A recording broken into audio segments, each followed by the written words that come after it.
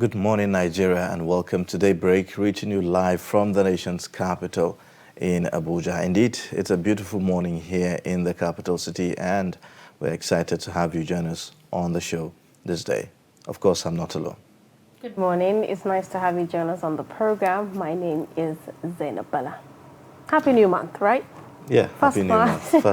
1st of March. You know, just yesterday we were talking about people whose birthday falls on The 29th. 29th of February. And that doesn't happen all the time, probably once in maybe 4 years. And so maybe we'll say happy birthday to them today, since they didn't get the chance to celebrate that. It's either you celebrate on the 28th of February or you do that on the 1st of March. So you're just in between somewhere there. So, well, thank you for joining us today on the program. We'll be talking about the Russian-Ukraine crisis as it affects Nigerians who are stranded over there in the country. We saw some videos on social media going viral and showing how, some Africans, we cannot specifically say whether they are Nigerians or not, but generally people of color, I'll put it that way, seen to be stranded along the borders of Ukraine and Poland yesterday. And in fact, from what we hear, some Indians are also saying that they were shot at, by the border control officials yesterday. So we'll be talking about that and what the issues are based on what we know so far. Government is saying that they are making effort to evacuate Nigerians, and so I will be spotlighting that. And of course, we'll also be talking to, in an exclusive interview, be talking to a presidential hopeful, Kingsley Moghalu, on the program today. And as always, we'll bring you the dailies on Daybreak, looking at the stories on the front pages of our newspapers. Okay, before that, let's take a look at the news highlights in the last 24 hours. A federal high court in Abuja on Monday refused to grant the bail application of suspended Deputy Commissioner of Police, Abba Kyari. Now, Justice Inyang Eku, in a ruling, said the application had been overtaken by events following an order of a sister court granting the National Drug Law Enforcement Agency's powers to detain Kyari for another 14 days to enable it to conclude its investigation. Justice Eku held that the sister court, which gave the order in favor of NDLEA on February 22nd, is a court of coordinated jurisdiction. However, he said he inclined to hear Kyari's fundamental enforcement rights suit with the urgency it deserves after the expiration of the 14-day court order. He then adjourned until March 15th to hear Kyari's application to demand his fundamental right enforcement. All right, the United Nations General Assembly has opened a special emergency session to discuss Russia's invasion of its neighbor. UNGA President Abdullah Shahid led the UN's 193 members in the moment of meditation before calling for an immediate ceasefire in the conflict. Monday's session of the General Assembly comes after Russia vetoed on Friday a US-led draft Security Council resolution that will have deplored in the strongest terms the Russian Federation's aggression against Ukraine. Meanwhile, the European Union foreign policy chief says the bloc faces an existential task to reduce its dependency on Russian oil and gas and move to renewable sources and hydrogen in the wake of Moscow's attack on Ukraine. About 1/3 of the natural gas used by the EU is currently supplied by Moscow. Also, French President Emmanuel Macron has told his Russian counterpart, Vladimir Putin, to halt Moscow's offensive in Ukraine. Macron also urged Putin to stop all strikes on civilians in Ukraine, preserve the country's civilian infrastructure, and provide safe access to key roads, especially south of the capital, Kyiv. Now, Daniil Medvedev succeeded Novak Djokovic as world #1 on Monday, becoming the first man since 2004 outside the game's big four of Djokovic, Rafael Nadal, Roger Federer and Andy Murray to occupy the top spot. Now, US Open champion Medvedev is the third Russian man after Yevgeny Kafelnikov and Marat Safin, and 27th player overall to rise to the top of the ATP rankings. The 26-year-old Medvedev, beaten by Nadal in the Acapulco semi-finals last week, is guaranteed to move above Djokovic after the Serb's quarter-final loss in Dubai. Now, Djokovic, who has spent a record 361 weeks as the world number one, is competing in his first tournament of the season following his deportation from Australia in January. Alexander Zverev stayed in third despite being thrown out of the Acapulco event after smashing his racket on the umpire's chair several times during a doubles match, which Nadal rose one place to fourth after claiming his third title of the season and 91st of his career. Now, the Spaniard is unbeaten since losing to Lloyd Harris in Washington last August and ended his 2021 season after that because of a left foot injury. All right, now that's that for the news highlight. Let's take a look at today in history, historic events in our world. Take a look.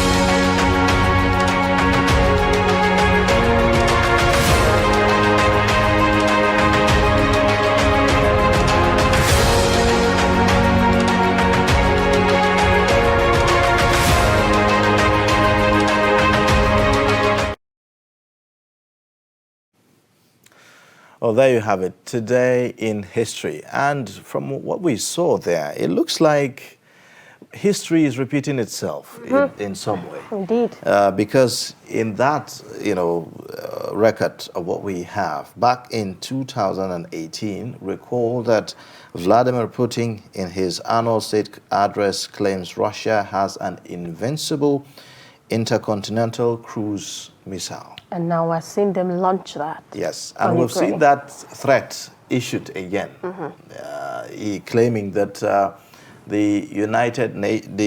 Russia has these missiles that or I would say weapon of massive destruction that can, deal with the whole world and all of that. So history seems like it is repeating itself again. If you look at back in 2014 as well, US President Barack Obama warns Vladimir Putin over involvement in Ukraine. Looks like and he today, foresaw that. The president of US, Joe Biden, is also warning and also issuing sanctions, in addition to that, to Russian president over Ukraine. So you could clearly see that history is repeating itself. Also today is recognized as Zero Discrimination Day. And that's quite interesting, especially when it comes against the backdrop of what is happening in Russia and Ukraine as well. A lot of black people, a lot of Africans,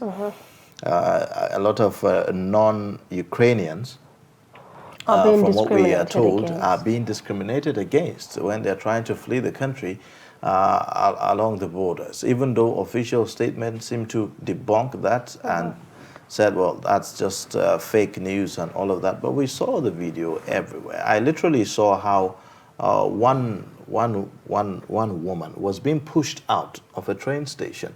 I don't know whatever the reason may be, but in such a situation, I don't know how stiff or how rigid we will be with the issues of, visa, passports, and some of those, credentials, because obviously at a point like this, I think it's all about survival first. Indeed, indeed. I totally for many agree. people who are residing in Ukraine and are trying to now flee to other neighboring countries. Today is also World Music Therapy Day.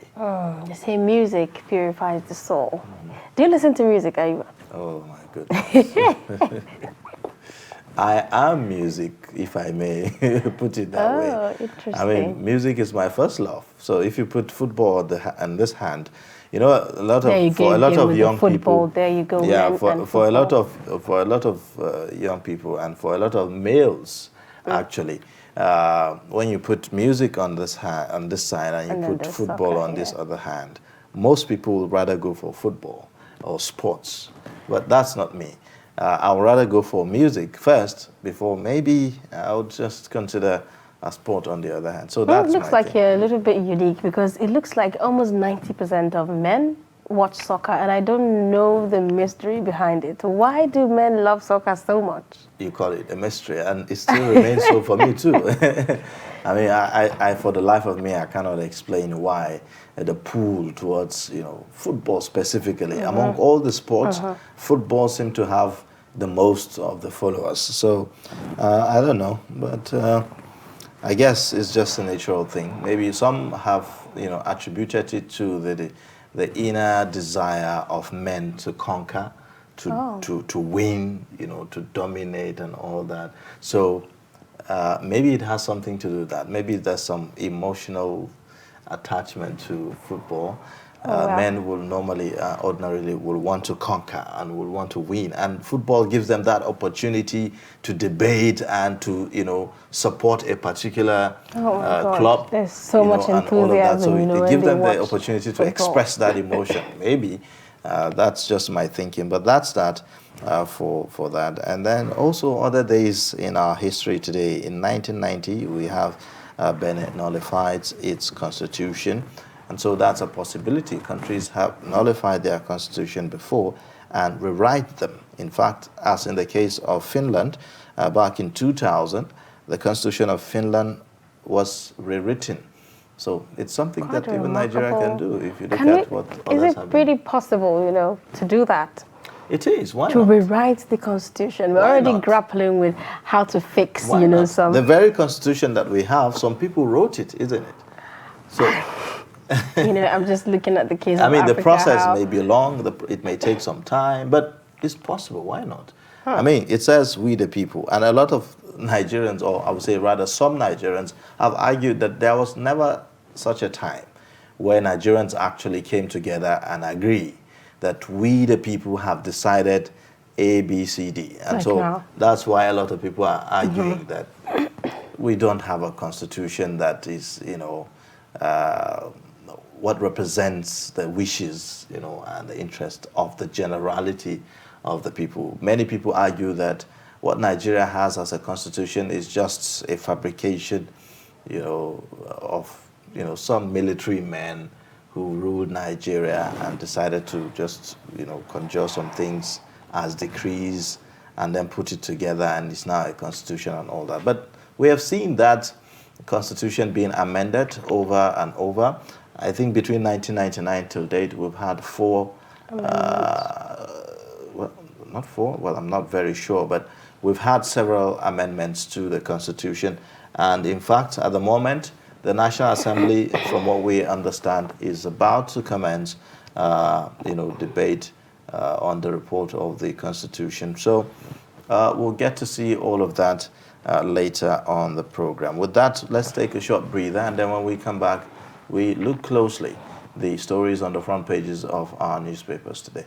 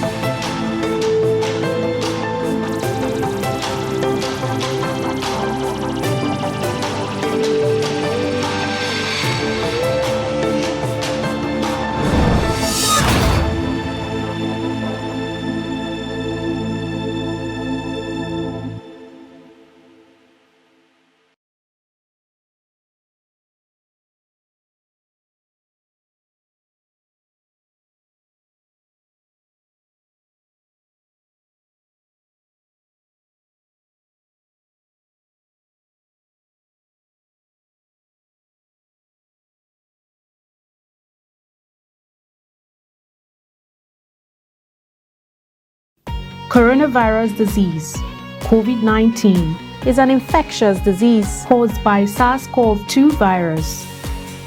Most people who fall sick with COVID-19 will experience mild to moderate symptoms and recover without special treatment. However, some will become seriously ill and require medical attention. The virus can spread from an infected person's mouth or nose in small liquid particles when they cough, sneeze, speak, sing, or breathe. These particles range from larger respiratory droplets to smaller aerosols. You can be infected by breathing in the virus if you're near someone who has COVID-19 or by touching a contaminated surface and then touching your eyes, nose, or mouth. The virus spreads more easily indoors and in crowded settings. Maintain a safe distance from others at least 2 meters even if they don't appear to be sick. Wear a mask in public, especially indoors or when physical distancing is not possible. Clean your hands often. Use soap and water or an alcohol-based hand sanitizer. Cover your nose and mouth with your bent elbow or a tissue when you cough or sneeze. Stay home if you feel unwell. Get vaccinated.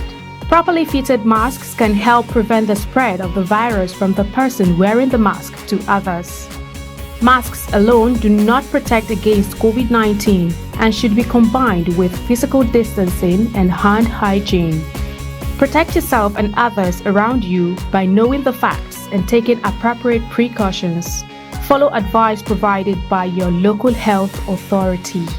This message is brought to you by Trust TV.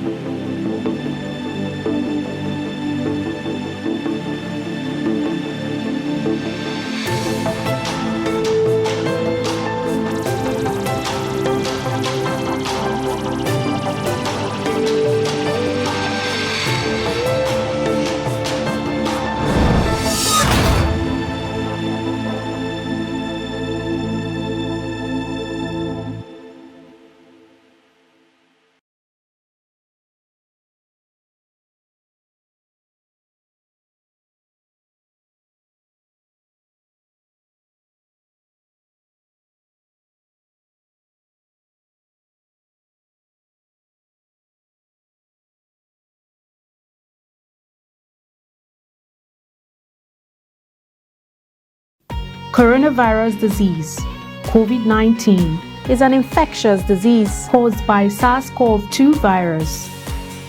Most people who fall sick with COVID-19 will experience mild to moderate symptoms and recover without special treatment.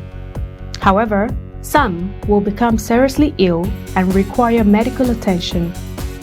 The virus can spread from an infected person's mouth or nose in small liquid particles when they cough, sneeze, speak, sing, or breathe.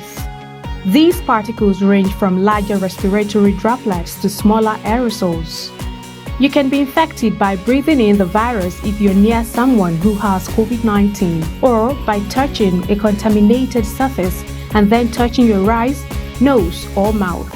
The virus spreads more easily indoors and in crowded settings. Maintain a safe distance from others at least 2 meters even if they don't appear to be sick.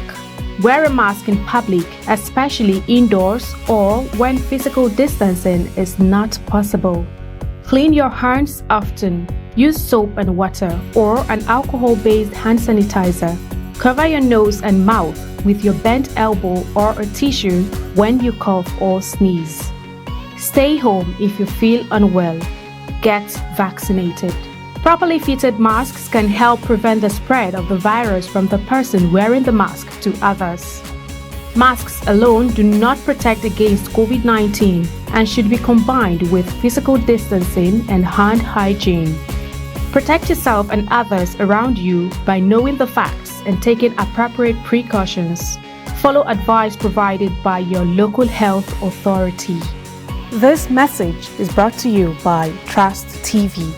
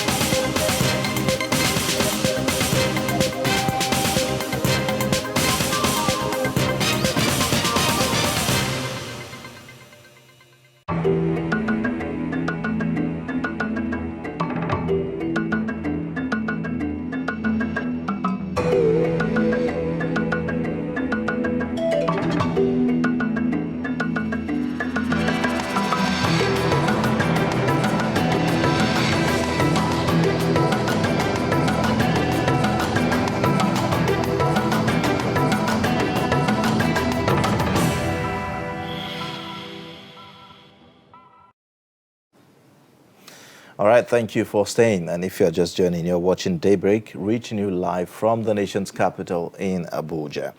Now, ahead of Russia-Ukraine, well, I would say Russia's invasion of Ukraine last week, Thursday, more than a dozen European and Asian countries were urging their citizens to leave Ukraine.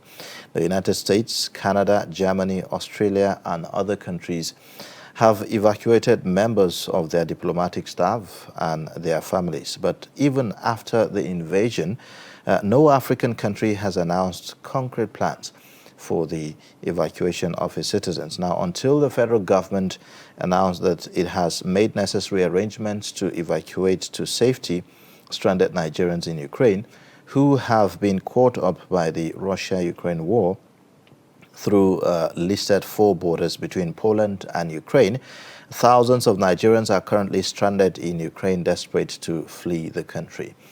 Now, we will be taking a look at the efforts, of the government, and what is actually happening in Russia and Ukraine. We have in the studio former United Nations expert on mission, Wing Commander Musa Salmanu, retired, and he'll be talking to us, about this. Thank you, and welcome to Daybreak this morning.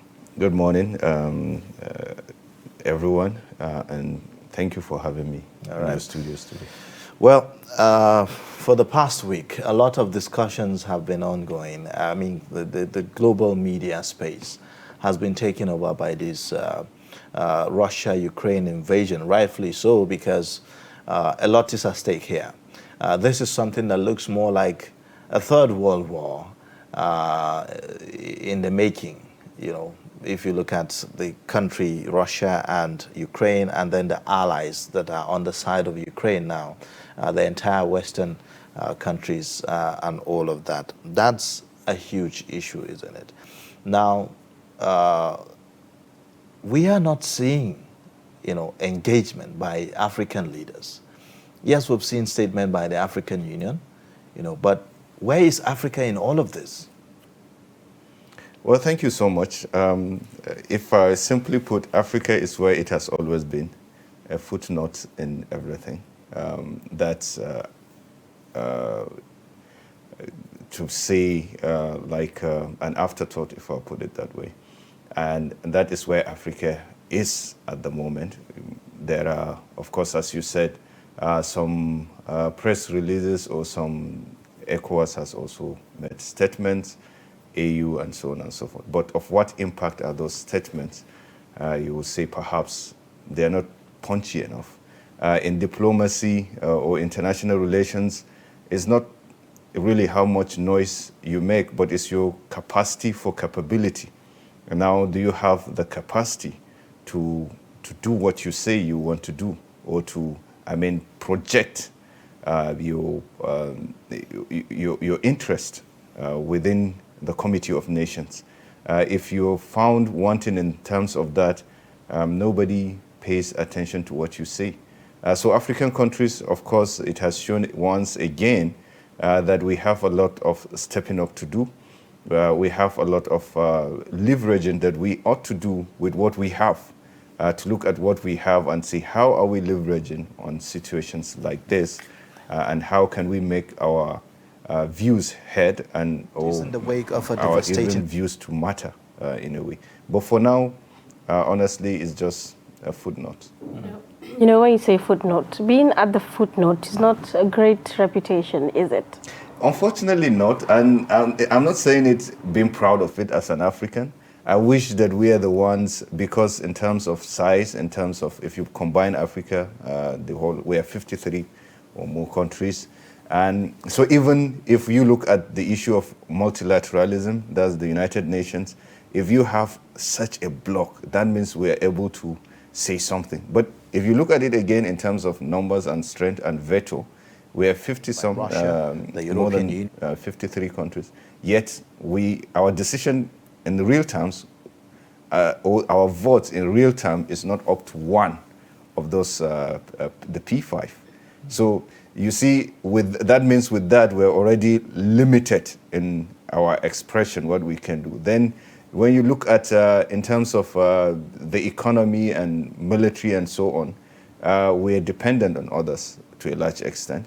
And those are the indices that determine how punchy or how weighty your punch is. And if it's weighty enough, then it can mean something. If it's not, then you really, unfortunately, have to remain in that footnote. Yeah, but again, if you look at our diplomatic missions in some of these countries, now we are faced with a reality in Ukraine, how a lot of Africans are now stranded, including Nigerians, in thousands. The last time we checked, the Ministry of Foreign Affairs is telling us that we have about 5,000, more than 5,500 students alone, just students, and then not to even talk about other non-students who are in Ukraine. Now, leaving the country is a huge challenge for them. Yes, we've heard that, yes, countries like Romania, Bulgaria are opening their doors to, some Africans, including Nigerians, to be able to go there, without the necessary documentation and the likes, given the kind of situation that we have, at hand. But living still becomes a problem with the kind of chaos that we are seeing, along the borders between Ukraine and Poland. We saw some videos that went viral, showing some kind of discrimination, rather, a kind of an operation that looks like it's Ukrainian first before any other one. But we all have blood running in our veins, isn't it? Well, it's unfortunate, but that's the reality about international politics or even national interest. It's you first, self-preservation. That's the first law of nature. So when things happen, people look out for their own. I'm not saying that that's the right thing to do, because there are certain basic steps that has to be taken, like in terms of there is the issue of human rights. Everybody should be treated with dignity and so on. But when you come to reality, people will look out for their own first. And that is what is happening out there in Ukraine. I'm not saying that's the right thing to do. And thankfully, things are improving, because when those videos went viral, I think there was this, it was more of a name and shame. And people felt, there had been some improvements. And on both sides, that's both on the sides of the European nations or Eastern European nations there. And even on our side of our own government, there was a lot of engagement that ensured that those passages were open across those borders. But it shows that nations, when push comes to shove, nations will defend their own interests first before anyone else. And we have to accept that. And we have to come to the reality of that. And so we should start asking questions that what is our own national interest? How do we defend it at all points in time, and how do we push that national interest Well, in first? terms of nations looking out for their own interest in the first place, this, trade of words between Russia and Ukraine, the US and the likes, it didn't just happen haphazardly. There have been weeks, months of back and forth, throwing of words and here and there. And the United States has been warning that there's likely to be an invasion. So it didn't catch anyone by surprise. But here we are, it looks like we are just, surprised. It doesn't look like there was some kind of proactive, steps to make sure that the safety of Nigerians is guaranteed in the event of a situation like this. Yes, there were adversaries. To be fair to the government, there were some advisories. Okay, this situation is escalating, and so on and so forth. But typical of humans, sometimes also you find out that except something happens, people are not likely to respond to that. I give you an example. In places where there's hurricane and so on, there will be hurricane warnings, there will be flood warnings and so on. People should evacuate, but people don't always, until people are almost by force pulled out of those areas. So when you come back to this, you find out that there were the signs that this is likely going to happen. Russia is very, very likely, because if you look at history, if you look at, say, 2016, I think, when Russia invaded, invaded Georgia, this was almost leading, everybody knew that likely this is what is going to likely happen. But then, remember you said about 5,000 students. The schools did not close. They did not say, okay, we are no longer taking lessons and so on, and therefore students can go out and so on, or start living and so on. So for students, there's always the thought that, okay, if I leave and nothing happens, I will have lost maybe a term, and so on, and I will not be able to come back. So there were no those guarantees. Will I go back to school? Will I be able to continue where I left and so on, if it doesn't happen? Mm-hmm. But then unfortunately it happened, and that comes to where the issue of getting ready. Are we prepared as a country? There's a video we're going to watch really soon, but before we do that, from the whole situation happening presently in Ukraine, it seems like for Nigeria, we don't have, a structure, for our diplomatic missions to strengthen our foreign policy. Is that the situation here? So, and I will have to make it clear that I'm not a foreign affairs expert in this regards, but what I will say is that there are a combination of factors that determine how well you can protect your citizens out there. That's why we have diplomatic missions to interface between the citizens and governments of those nations, and so on. So you find out, or you ask your question from personal experiences, how well do our diplomatic missions fare out there? How many or how well do they? I mean, to be fair, also there's a lot of improvement, but we're not yet there. And where the diplomats sent out there take it upon themselves to go the whole breadth or the whole length to ensure that Nigerians are properly and adequately protected. Now, in situations like this where you have evacuation, non-combat evacuations, whereby you want to go and take your nationals from somewhere, Nigeria has done that in the past. Mm-hmm. Now, what the questions we'll ask is that, do we still have that, or do we still maintain that capability to be able to ensure that our Air Force, or using any other power, which could be national power. National power here includes even private airlines, to go and evacuate Nigerians. We have seen that happen in places. What perhaps we might have to do is to ensure that we have that capability every day or on standby at every point in time, so that they will be able to go into those countries. Because, look, it's not as easy as we would want if you are evacuating. Because, a lot of people talked about the issue of, we've heard about the aviation sector, this hike in the price of aviation fuel. We've also, are talking about thousands of Nigerians who are there, and some are making the case that Russia is just Ukraine is just so far away from Nigeria. So, wondering how that movement is going to be. Looking at also the security situation around that side, even though they will be moving to neighboring countries. But again, moving, that large number of students, some feel that it might be kind of chaotic. Yeah, it's always difficult. We just saw what happened in Afghanistan. The U.S. has the capacity and capability to conduct heavy airlift, but we saw what happened in Afghanistan.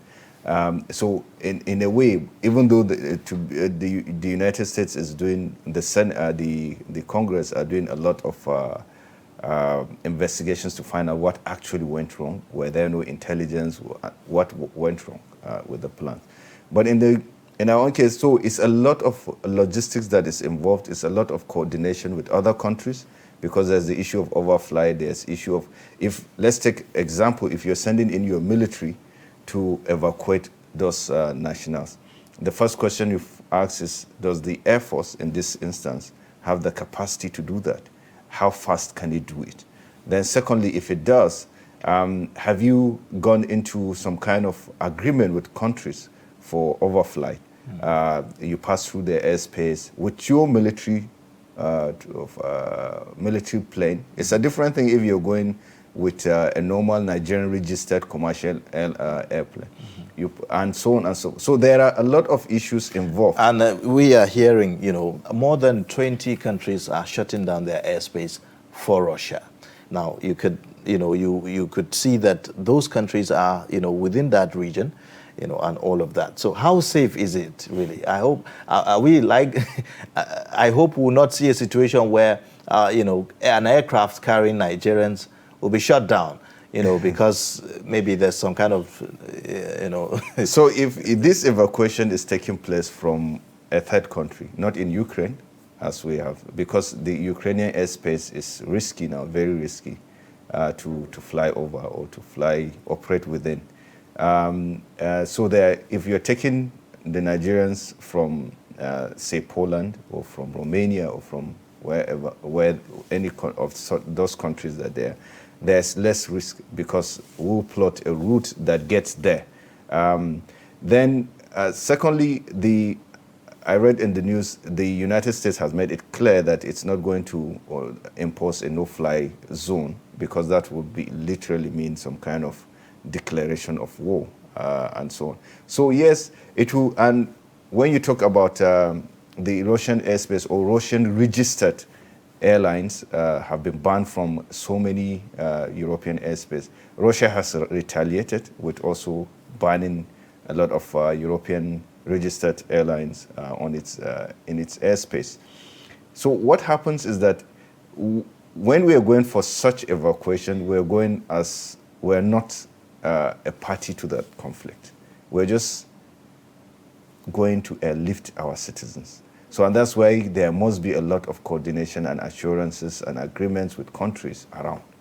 For example, if we have agreed with Poland that we can, they are receiving our citizens there, so we can now agree to send our planes there and evacuate these people, our citizens, back home. That sounds much easier. Yeah, it's easy with a lot of coordination in the background, with a lot of diplomacy, which I'm sure Nigeria is capable of doing. Nigeria has been doing that a lot. And as you have seen, situation has started to improve with our diplomatic missions in those countries. It shows you that something is being done. Just yesterday, the Minister of Foreign Affairs met with the National Assembly to map out modalities to do that. Perhaps what you would have said, or going by your question, is that should have been done earlier. You see, this is a fast unraveling event. No matter how you plan, and we should have planned more than this, you find out that in the implementation, there are things that will not go the way you wanted them to go. Right. And so you have to make adjustments from point A to point B. But yes, so far we hear, as of yesterday, about 400 or so students have crossed to the various countries. So the next stage should be, how do you evacuate them back to Nigeria? All right, well, we'll talk more, because this is getting more interesting. The issue about, national carrier, could it be that it is, for times like this that Nigeria is coming a national soon. carrier and we don't have any? So the question about how we are going to move our, nationals, from those countries back to Nigeria, are we using commercial aircraft? Are we using the Air Force aircraft, or which one? We'll talk more about that shortly after this breather. We'll take a look at a protest that went on yesterday at the Russian embassy here in Abuja. Some who are reportedly parents of students in Ukraine, were protesting at the Russian embassy, concerning the safety of their wards. So take a look.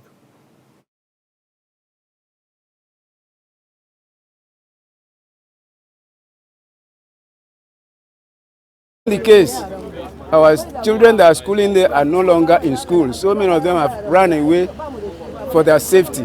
So presently we don't know where they are. We can't account for them. So that is why we are here. We Nigerian women are come to beg the UK and Russia and the Nigeria embassy and the UK embassy to join together to make peace. My junior sister is there. So they're crying to Nigeria to beg the Ukraine and Russia to make peace.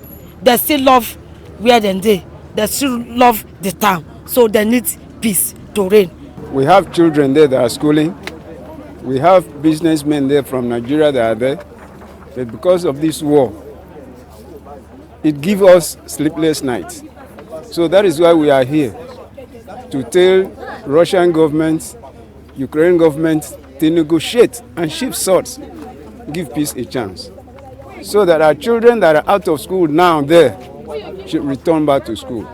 The businessmen there should go have peace to go about their normal businesses. So that is why we are pleading with them to give peace a chance and stop the war.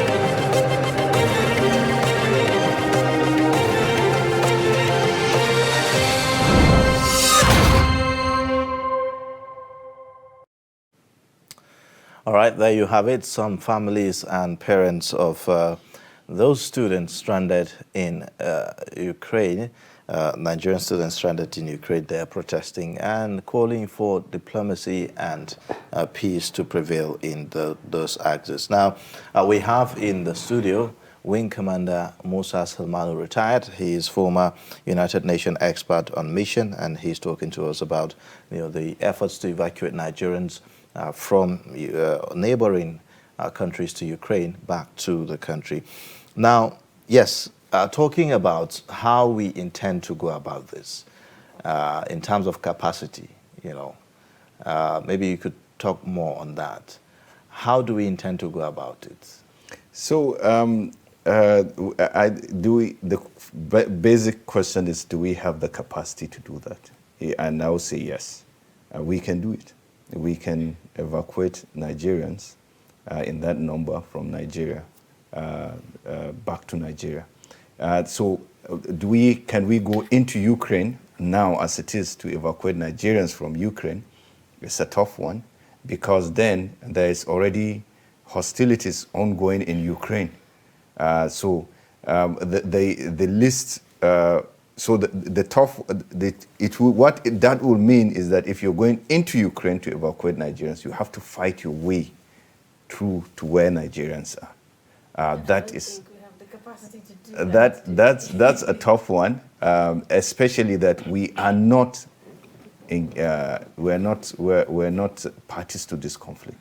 So, but however, what is doing is, if Nigerians are provided safe passage into another country, which is what is happening with Poland and the other countries, we can evacuate Nigerians from there.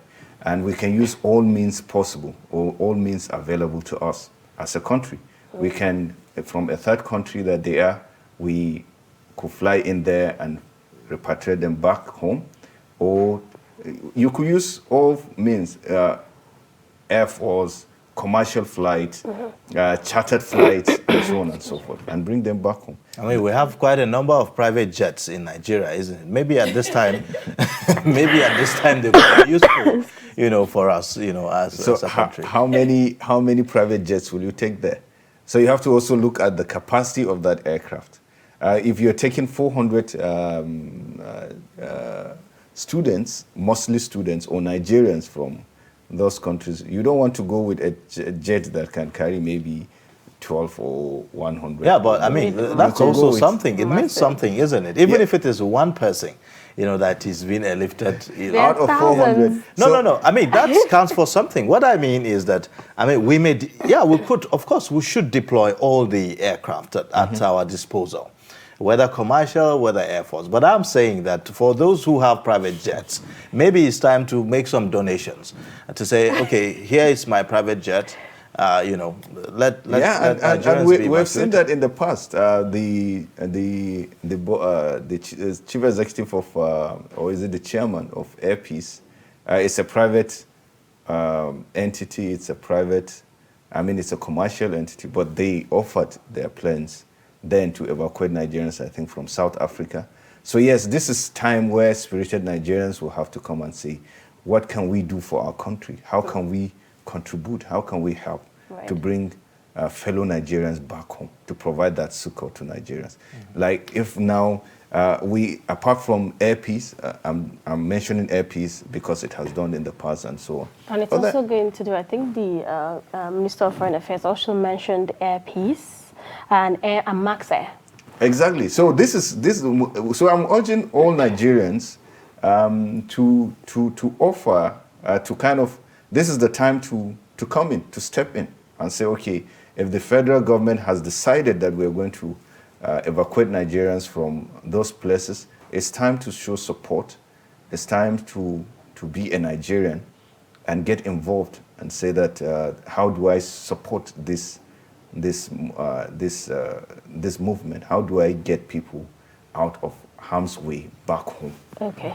Now, to do this evacuation, it's going to require some form of funding. And I think right now Nigeria is already grappling with money issues. Do you think it's going to be a problem for us? No, it wouldn't be. I don't see it as a problem. When you say funding, it's relative. If you have Nigerians out there, they're in harm's way, and there is no amount that is too much to bring them back home. As we earlier said, the Minister of Foreign Affairs was at the National Assembly. I remember they have the powers to appropriate and so on. So if there is any issue of funding, I'm sure the National Assembly is ready to provide all the needed resources to ensure that Nigerians are evacuated from those countries. So I don't foresee funding to be a problem. Okay, now another likely challenge, is the issue of passports, documentation and all of that. We know that there are a number of Nigerians who are in Ukraine that are not having the necessary documents and all the papers and the passports and the rest of them.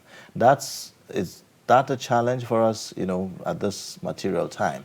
Because there's a likelihood of other, African brothers who could just, come. I mean, after all, the color is the same.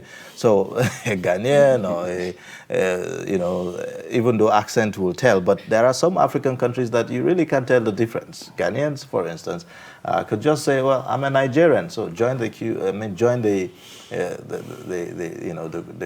evacuation and all of that. So is that likely to be a challenge? Okay, well, you see, the issue of is humanity here. So yes, our priority are Nigerians, to get them out of harm's way, get them back home.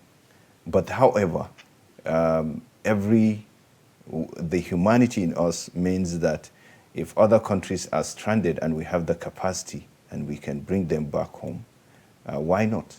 We should do that. So there is nothing wrong if we can have that capacity, that when we're coming, a fellow African comes and say, hey, I'm not Nigerian with my passport, or claims to be a Nigerian, because I know that at the end of it is usually a multi-agency operation. You have all the agencies that are involved, including the Nigerian immigration, that can sort out who is who and so on and so forth. But so for people who do not have the papers, what happens then? Yeah, so for people that don't have papers, that's where the consulate is there. There are emergency travel documents. You can, not even in war situations or in situations like this, there are instances, personally, I've lost my passport in a foreign country.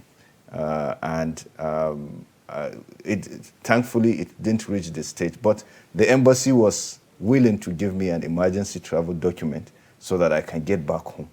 So I can imagine in situations like this, we have the missions, the staff of the Nigerian missions there, but that in Ukraine, Romania or Poland, and so they can issue them emergency travel there are some documents. Nigerians that don't even know the road to the embassy in Ukraine. They don't even know, they don't even have any record with the embassy or anything like that. So we're talking of when they get out of Ukraine. So if I'm sure at the border, they will have some documents to show. If you're trekking towards, so I don't know the situation on ground, but I would imagine in emergencies like this, there are exceptions. For example, if there is such emergency, people did not have time to pack their things, or their buildings have been blown up, and therefore their documents are there, and so on and so forth. So there could be some kind of screening at that entry point, where people are now screened and they're kept in certain places. Now, and there are assurances, or there are, the international system does not work in, it has some level of organization in such that when a situation happens and there are refugees coming from another country to others, obviously the first thing you'll not be asking is where are your papers? Yes, if you have papers, good, that's the best, that's a better thing. But if you don't, there are measures that will ensure that you still you can be received and you can be attended to. It's the humanity first before any other thing. Now, I mean, shouldn't regional blocs such as the AU or the ECOWAS take up something like this? I mean, shouldn't they be champion? Shouldn't they be seen to be championing this? Because I can imagine where if it were the vice versa, or if it were the reverse, in this sense, where there's chaos here, usually, Western countries will send in, their planes and the rest of them. And you are likely to see the EU itself, in fact, take up certain things like this. So why are we not seeing the AU and the ECOWAS, playing such roles? They are in a way that is not as buoyant as what you see EU and other, EU in particular, doing, for example. Like if there's an evacuation or if something is happening, you find out that individual countries make provisions or plans. But EU also, as an organization, does that for all member countries. So we have to admit that that comes with a lot of capacity. Now, if the African Union, what the African Union could do, and I'm sure they're doing that, is to see how countries that, just like the scenario that we painted earlier on, if Nigeria is able to evacuate its citizens, it can as well evacuate, if it has the means, to evacuate other countries that do not have that capacity to do that, in spirit of brotherliness and Africanness. All right, well, thank you so much. We'll have to end the discussion at this point. We appreciate your coming on the program. Thank you so much. Thank you for having me. Have you next time. Yes, sure. We've been speaking with Wing Commander Musa Salmanu, retired, former United Nations expert on mission, giving us perspectives on the evacuation of Nigerians from neighboring countries to Ukraine, where we have the Russian invasion. Now, we'll take a short breather, and then when we come back, the show will continue. Please stay with us.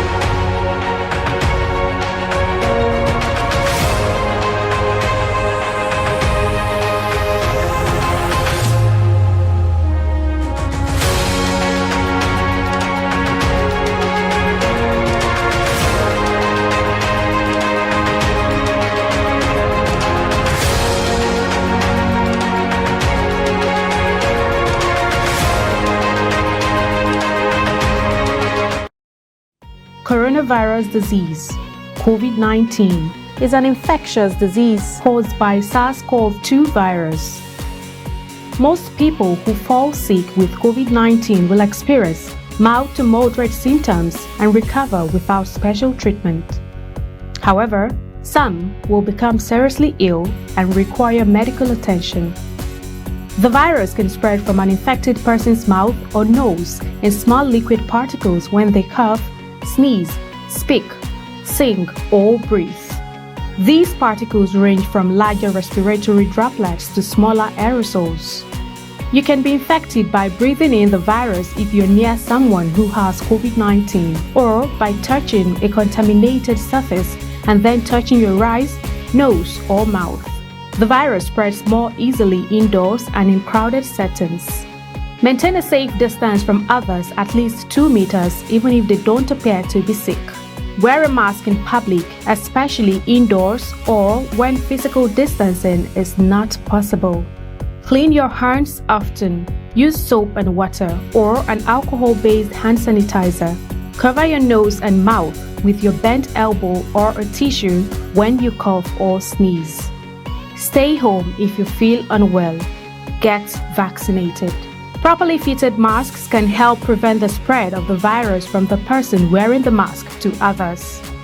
Masks alone do not protect against COVID-19 and should be combined with physical distancing and hand hygiene. Protect yourself and others around you by knowing the facts and taking appropriate precautions. Follow advice provided by your local health authority. This message is brought to you by Trust TV.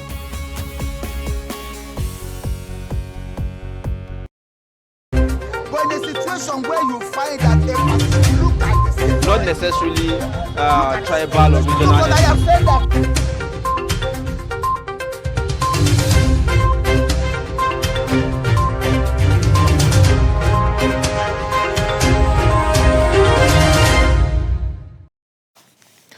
All right, thank you for staying. You're watching Daybreak, reaching you live from the nation's capital. Now, let's have a look at the front pages of our papers this morning. And, of course, we'll begin with Daily Trust newspaper. The lead story talks about 7 days to Buhari's ultimatum. Ministry yet to seal NPA's pilotage contract. The story has the writers that says revenue loss hits 102 billion naira. Pre-qualified bidders write President seek conclusion of process. No communication from Amechi BPP sources.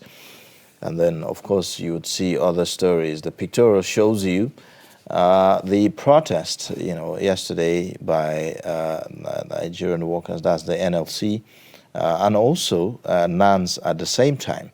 Now, members of the Nigerian Labour Congress during a rally for local government, legislature and judicial autonomy yesterday, and also members of National Association of Nigerian Students during a protest against the ASU strike at the Ministry of Education in Abuja yesterday. So we have protests, by two different unions taking place simultaneously.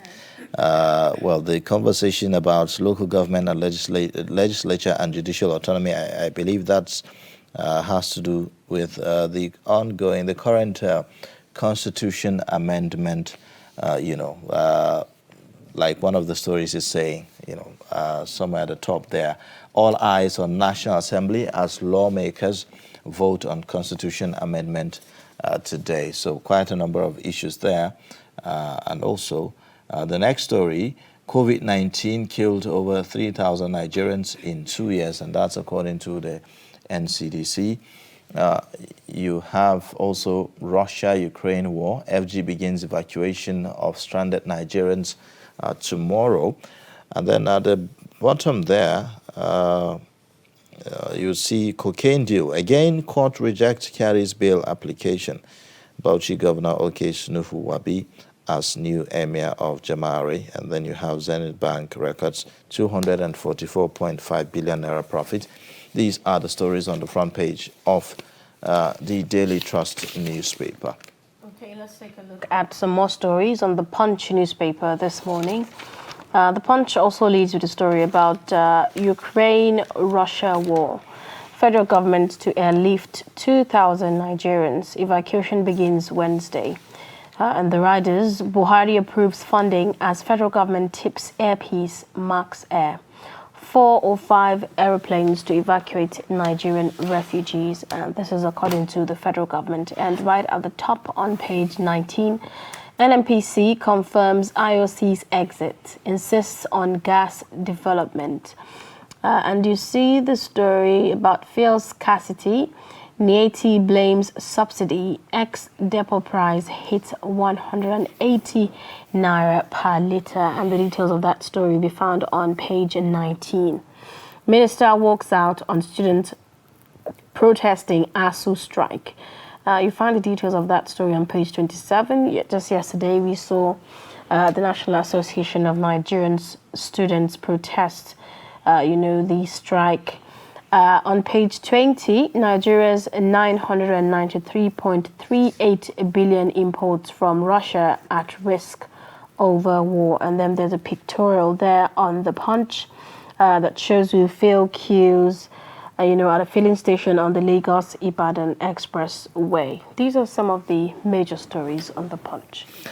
All right. Now, on the Guardian, Nation newspaper, on the Nation newspaper this morning, we have some interesting stories as well. Let's take a look at the Nation newspaper. Now, the lead story there says, worsening petrol scarcity cripples cities, businesses. And then it has the riders that says, Lagos, Abuja, Ibadan, Osogbo, worst hit, TUC malls industrial action. And then you see also other stories above the nameplate there. INEC okays 18 parties for 2023 elections. Agency, no more registration. You see also, well, that's a sharp decrease, really. 18 for 2023 election. If you compare that to what we had in 2019. There's quite a difference. That's a huge drop, in the number. And I think that is for good. That's arguable though. Now, Russia-Ukraine war. Evacuation of Nigerians begin tomorrow. And that's the next story there. You'll find details on page 30. Zenith Bank makes 765.6 billion naira fully year gross earnings. And then you have governors, minister reject proposed power bill. And then the next story there talks about row in APC over convention panel. What IOCs must do before divesting from Nigeria by NNPC. You'd also see other stories there. Well, these are the major stories on the front page of the Nation newspaper this morning. Okay, let's take one more before we take a look at the major stories on the dailies this morning. On the Guardian newspaper, hurdles as Nigerian companies take over IOC's onshore assets. And the riders there, $105 billion oil, gas decommissioning in Nigeria. Others create concerns. Shell, ExxonMobil, any others to sell over $27 billion assets. And you also see worries over weak infrastructure, legal battles amid energy transition. And right at the top on page 5, you see the story about Fort Ekiti monarch escapes kidnapping, death by whisker. And on page 3 on The Guardian this morning, Zenith Bank posts 280.4 billion naira profit, records growth across key indicators. Cool's poverty must be dealt with for Africa to grow, says Oshibajo. And then you see a pictorial there that shows you Senior Advisor, Global Affairs to His Royal Highness Prince Abdulaziz bin Salman and other dignitaries there. And on page 2, evacuation of Nigerians in Ukraine begins tomorrow. These are some of the major stories on The Guardian. All right, now let's get perspectives on these stories. We are going to be joining Sunday Michael, the Deputy Business Editor, Daily Trust, joining us virtually to give us perspectives on some of these stories this morning. Good to have you join us this morning, Sunday. It's a pleasure. Good morning. Good morning, Zainab. Apparently, one thing that seemed to reappear on the papers this morning is about fuel scarcity in the country. We thought that by now we should have been done with this. I mean, we should have been over with this because, I mean, there were a lot of promises by the NNPC, for instance, that says all depots and retailers will be operating 24 hours, you know, to ensure that this come to an end. But it doesn't look like the queues are disappearing. Well, absolutely. I am a big victim, for unable to show up. I mean, we have come to a point now where it appears that everything that is not coming to fruition after all. They've told us that the queues will disappear last. We were also told like your will work for 24 hours. They have inundated the airspace with millions of liters of petrol, but that's this petrol is where we can buy them. So, give an imagination whether we can take this seriously when it comes to statements around the problem we face as a country. Is the problem really? Why is it lingering for this long? Is it that the fuel product is not available, or is it the distribution that is the problem? Well, we are not sure at this point. At first, we were of about 100 liters, but this was about 2. By now you should run all of those from second more. And then at some point, we had all the distribution taking time to go around. And today we are the war in Ukraine, potential for this disruption. So at this point, except the government was what is an accurate information to believe anymore.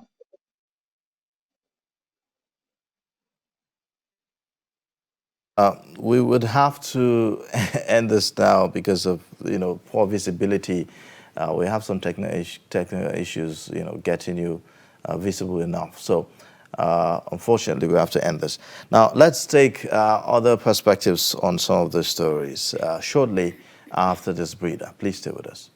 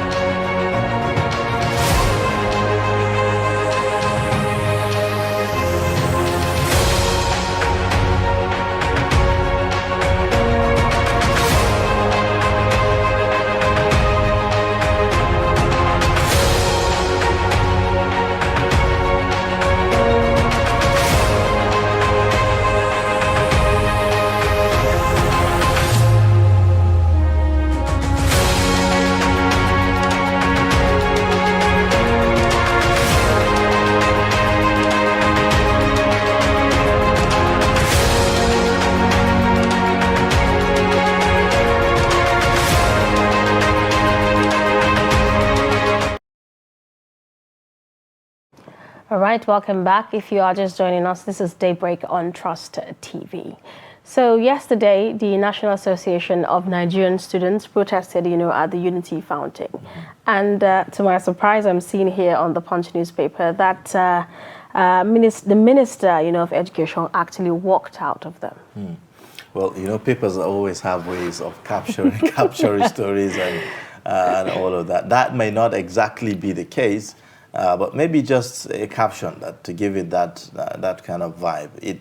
He probably have addressed them, and he's probably done with whatever he wants to say and decided to go. And so you put it that way. I was not there though, but I'm not sure what exactly happened. But I think maybe that's giving it a very exaggerating caption. There.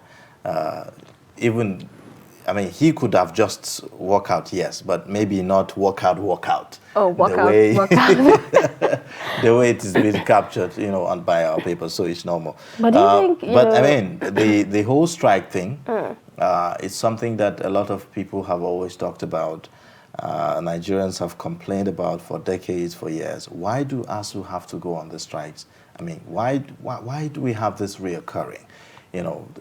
Government meeting with ASUU, and then there'll be resolutions, there'll be agreements reached, and then at the end of the day, government will falter, and then ASUU will now have to go back to strike. The other day, I was looking at certain data, and it is showing that for every 5 years, ASUU would have gone for strike for a complete year. And that between 1999 till date, ASUU has gone on strike for at least 15 times. And it happens literally almost every year. There will be one strike or the other. And each time it happens, it will take at least 3 months, 5 months. And these things are not helping. It's not helping our educational sector. At all. If you look at, the number of Nigerians that we are now talking about stranded in Ukraine today, many of them had to travel abroad for education because, of the epileptic nature of our, learning in our universities, from decades ago, and so it's not helping anyone. And definitely that will also have implication on those who are studying here in Nigeria, as students, because you have breaks in between your learning process. Quite long breaks. Yes, actually. and sometimes what happens is, in order to catch up, when the strikes are over, what schools do is a lot of bombardment. Once you get back, you'll be faced with the examination. Maybe you have just 1 week or 2 weeks interval, and then boom, an exammination is thrown at you. When you've been at home for that long, you've been home for long. I'm also curious, about whether this protest is going to change anything, whether it's is going to prompt, the government and ASUU, to come to terms and just let it die. I have always said personally that demonstrations or protests in Nigeria, they seem to have lost their value, because for most times you really struggle to know which one is genuine and which one is not. Sometimes it seems like people who are protesting are being induced. Sometimes it seems like they are, being used, politically, and the likes. Not to say that there are no genuine protests, by whoever, but the thing is that it's been taken over, it's been hijacked by certain interests, and these days it's very difficult to tell. And so even when you see people protesting, you are not sure whether this will yield any result. The last protest that was held in Nigeria that was widely, agreed by many to be one of the most organic protests that we have seen was the #EndSARS protest. Even at that too was hijacked at some point, but I believe that that's a representation of what a lot of Nigerians desire. So protests, yes, they could yield results. But beyond just the protest, we want to see action. We want to see government take responsibility. We want to see ASUU take responsibility on their part, as well. It's not just always about strike actions. But these agreements, these discussions, are we seeing the results? Are you giving the government the time to respond and to take the necessary steps to address some of the agitations and some of the concerns? That's also very important, because, I mean, if we continue like this, I don't know, maybe we'll just wake up one day and discover that people are not even, taking education seriously anymore, especially at the tertiary level. Well, we'll be on the lookout, to see, how this whole situation pans out. But there's this other story. It sounds really disturbing, though. On page 4 and page 5 on the Punch, the story about dementia patients disappears from Lagos Psychiatric Hospital.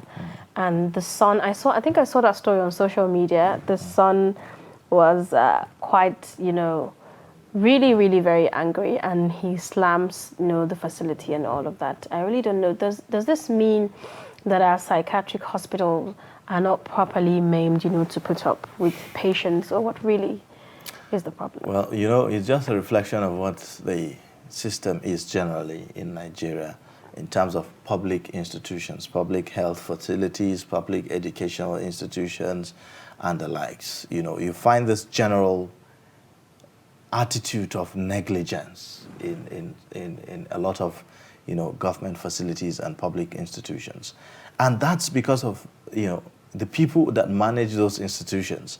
Sometimes government on its part, at the highest level, make all the necessary efforts to get things working, but someone has to be the one to manage those facilities. So it is in our general attitude in Nigerians. I don't know the details of the story, but I think that if something like that happens, we will ask the question of how did it even happen? Someone was supposed to be on the lookout, isn't it? So it seems to me that when you have a relative or you have someone in a psychiatric hospital, probably you have to also sit there and keep an eye on the person yourself. It shouldn't be that way. When we keep patients, in such institutions, we know we are at peace. We're supposed to be at peace, rather, and think that, okay, there's a safe haven for them to actually be at. And then when we hear stories like this, I don't know how it makes people feel. Exactly. Or maybe we should, well, I don't know, but I think that a lot has to do with the managerial aspect of this, and those responsible should be able to give account of what's happening and how it happened, and then what are the security arrangements that we have around those places, around the hospitals, that we have, so that such things don't happen. We hope that the person is being identified and recovered. Well, a lot of other stories. We are also seeing stories about INEC, saying that they have okayed 18 political parties for 2023 elections. If you recall, I think at a point we had about more than 70 political parties registered in the last elections, and we had the registering and the listing of some political parties by INEC based on the provisions of the Electoral Act, where political parties are not able to secure a certain number of votes and certain constituencies, they are, being deregistered. So that has been, I think that's, the number has been trimmed down to about 18 political parties. Sometimes you see all these political parties and you see the ballot papers when we print them, you see it very long, and it costs Nigeria quite a lot to print some of those print some of those ballot papers. At the end of the day, when you go to the polls, some of those political parties do not have even voters. They do not have even candidates. Some of these, 18, it says 18 political parties. Right now, I think the only number of parties that I know might be just 5 political parties that are actually popular. The rest of them, a lot of people don't actually know about them. But we'll see, as the coming elections. Which is why some people are advocating, about Nigeria having a 2-party system where you do not have this multiplicity of parties. But again, those who kick against it argue that it's a democratic system and you need to open the space, to be able to accommodate more people. And it's only by having political parties that you can do that. But again, we have always talked about political parties having ideologies. It's not just having a group of people come together, and then decide that, okay, we want to run this political party, but there have to be ideologies. There have to be, very, very strategic ways, of gaining supporters, and followership and all of that. The hard work that needs to be done, across the length and breadth of the country is very, very important to be rooted. And I know, yes, a lot of people have also said that requires a lot of money to do. But again, if you want to run a political party, you should have calculated the cost. It's not cheap, isn't it? Politics in Africa is not cheap. Yeah. So, well, we'll take a short breather, and then when we come back, we'll continue with the program. Please stay with us. Coronavirus disease, COVID-19, is an infectious disease caused by SARS-CoV-2 virus. Most people who fall sick with COVID-19 will experience mild to moderate symptoms and recover without special treatment. However, some will become seriously ill and require medical attention. The virus can spread from an infected person's mouth or nose in small liquid particles when they cough, sneeze, speak, sing, or breathe. These particles range from larger respiratory droplets to smaller aerosols. You can be infected by breathing in the virus if you're near someone who has COVID-19, or by touching a contaminated surface and then touching your eyes, nose, or mouth. The virus spreads more easily indoors and in crowded settings. Maintain a safe distance from others at least 2 meters even if they don't appear to be sick. Wear a mask in public, especially indoors or when physical distancing is not possible. Clean your hands often. Use soap and water or an alcohol-based hand sanitizer. Cover your nose and mouth with your bent elbow or a tissue when you cough or sneeze. Stay home if you feel unwell. Get vaccinated. Properly fitted masks can help prevent the spread of the virus from the person wearing the mask to others. Masks alone do not protect against COVID-19 and should be combined with physical distancing and hand hygiene. Protect yourself and others around you by knowing the facts and taking appropriate precautions. Follow advice provided by your local health authority. This message is brought to you by Trust TV.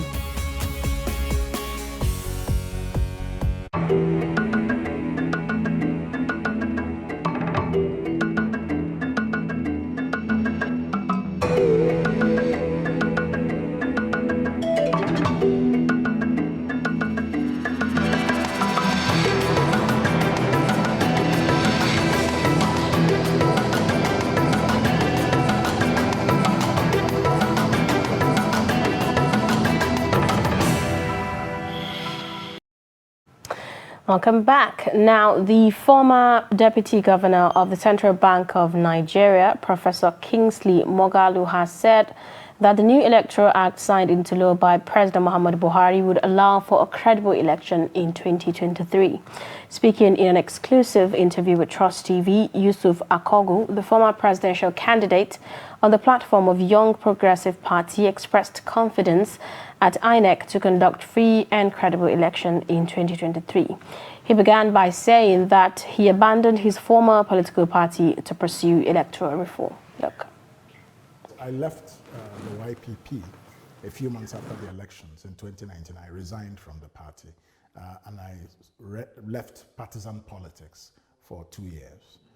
I felt it was better to focus my energy on campaigning for electoral reform, because the lesson I learned in the 2019 election was that the votes simply did not count. And even though, of course, I did not have more votes than Buhari or Atiku, I knew that the votes that were, shall we say, accorded to me were not the actual votes I had in the election. So I felt, that those of us who are not part of the big hegemonic parties have no chance in Nigeria's politics if we don't have a level playing field. And today I'm very pleased that we have been successful with the signing of the Electoral Act Amendment Bill. The electoral bill was signed last week Friday, but the president did raise some observation with regard to section 84, subsection 12. I don't think they should amend the section. There's nothing wrong. In fact, it is required and appropriate for political appointees to resign their appointment ahead of time, wanting to contest an election. Otherwise, what you're doing is that you are giving people who are in high appointive offices an advantage over other people in the political system if they can sit in their office and be campaigning while sitting in a public office. It's a corruption of democracy, and that should not be allowed. So I would recommend that the National Assembly decline that request from the president, because it's a request that advances the selfish agendas of a few high-level appointees in the Buhari government whom we know, and we know their influence. And that's why they're pushing that agenda. But it's not an agenda that serves democracy, because democracy implies that there should be a level playing field for everybody who is contesting for any position. Well, the test of the pudding is always in the eating. But I think even, prima facie, as lawyers would say, on the face of it, it should vastly improve the transparency of the collation of election results. Simply because that collation and transmission will happen electronically in front of polling unit observers. And that reduces, it may not totally eliminate, but I think it reduces very significantly the scope for electoral fraud. You are in the race to become president. Do you think you have what it takes to compete with the names or the few people already that have declared their intention to run for the president in 2023? First of all, the next president of Nigeria must be somebody with a sound understanding and, if possible, experience in economic fundamentals. Nigeria is best served by a leader from 2023 with technocratic knowledge of how to manage Nigeria's economy, because that guarantees the welfare of the citizens. That has an implication for the security situation of the country, because when people don't have jobs, they go into crime. When people are illiterate and don't have education and skills, they fall prey to religious extremism or extremist ideologies. So these are the kinds of things that happen when an economy is bad. So the next president, I think, should be somebody who can take us out of the mess we're in. And in offering myself as the next president of Nigeria, I humbly say that I have that capacity and the competence, which is what we need. We should forget, even though we want to use a democratic political process, but the end goal in our minds as Nigerians should be who can take us out of this mess. Who is competent, not what party is he or she in, or is he or she in APC or PDP. The mess has been created by APC and PDP, My attitude would be, first of all, that there has to be a debt moratorium. We may have to do a debt rescheduling. It may be necessary because Nigeria is very close to insolvency. When you're spending 97% of your revenues servicing debt, you are really, for all intents and purposes, insolvent. No question about it. And the only basis on which this government is surviving is illegal loans from the central bank to the central government. That is ways and means financing to the tune of around 15 trillion naira over the past several years. And this is part of what is causing the devaluation of the naira and inflation. So all of this, so the incompetent economic management of this country affects the livelihood of the common man. The price of a mudu of rice or gari and today yam tubers is just out of, because food is the biggest part of the commodity price index. That is how we measure inflation. And so when the inflation starts with food, then you see that it comes to a point where many households can either not feed themselves 3 times a day, or the quality of what they're eating is massively deprived. You have a lot of malnutrition, you have unproductivity. So this is a very fundamental problem, about the quality of life of families and their productivity. So you need a president who understands these things and what to do. So there has to be a debt moratorium. There has to be possibly a debt rescheduling. We have to look at what to do with some of our assets, whether they can be sweated in some ways to generate forex that can repay some of these debts, especially assets that may not necessarily be fundamental for our survival as a country. There has to be a different way of managing Nigeria's economy to become far more productive. You know, the government has to get out of the way in certain essential areas. The government is distorting the economy, and that's one of the reasons we have a lot of problems. Nigeria is a very dynamic country with very productive and dynamic people, and they can do business. Then we have to deal with the security problem. That's very important, to bring about to improve and increase economic productivity in the northern part of Nigeria. Because the fact that the north has a massive security problem today is contributing to the economic downward trend in the country. The north, to a large extent, is a food basket. And when people cannot go to their farms, when people are illiterate and do not have the skills to be productive, and when people are afraid of bandits, so there's so much destabilization, and it also contributes to inflation and many other things. So these problems are interlinked, and you need a president who understands that they're interlinked. You need a president who can create the dream team that will support him or her to run the economy and manage Nigeria's security effectively. Because at the central bank, I led massive reforms of the financial system and the banking system, working together with the governor, Sanusi, Lamido Sanusi, Muhammadu Sanusi, the current Khalifa of the Tijaniya Sufi order. So, you know, we did a lot together. And, you know, I supervised the introduction of Islamic banking in Nigeria. It was very controversial. Some people said, oh, this is Islamization. And I know the heat I took in the West, in the East. Bishops were calling me, oh, you're now the man to Islamize Nigeria. And I started laughing. I said, this is the politics of Nigeria. This is a financial inclusion tool. Nothing more, nothing less. And it brought millions of people into the financial system. And I think it's had very good results. And it has not resulted in the Islamization of the whole country. As someone from the southeastern Nigeria, what is your take about the issue of Nnamdi Kanu? He's been charged with a treasonable felony. My take is that Nnamdi Kanu's incarceration and the whole politics of separatism from Nigeria. I believe in Nigeria. I do not believe that the Igbo of the southeast should break out of Nigeria.